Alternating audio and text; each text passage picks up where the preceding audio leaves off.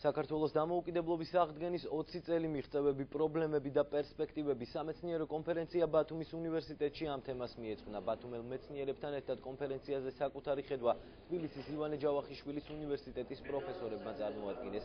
მათ ყურადღება ქვეყნის ეკონომიკურ, პოლიტიკურ განვითარებასა და ახალ გამოწვევებზე გაამახვილეს. ითქვა, რომ ყველა წარმატება დამოკიდებულია სამოქალაქო საზოგადოების სრულყოფაზე, რაც პირველ რიგში განათლების პრობლემის გადაჭრით უნდა მოხერხდეს.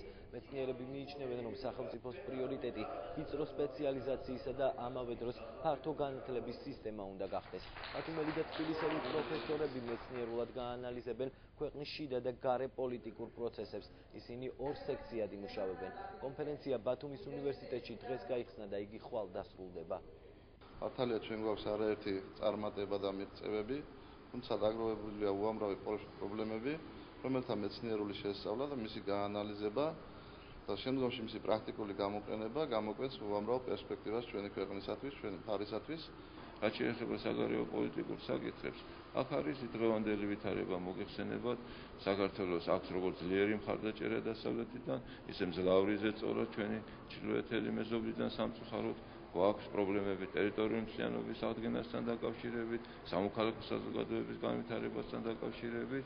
ეს ყველაფერი არის თქვათ აი განხილვის საგანი. მნიშვნელოვანია ქვეყნის თავდაცვა, სოციალური პოლიტიკა, ჯანდაცვის პოლიტიკა, ყველანაირი პოლიტიკა, ინფრასტრუქტურების მშენებლობა ყველაფერი, მაგრამ ყველაფერი ამის საფუძველი არის განათლება, იმიტომ რომ ჩვენ თუ გვეყოლება განათლებული საზოგადოება, მხოლოდ მაშინ გვეყოლება ჩვენ სამოქალაქო საზოგადოება.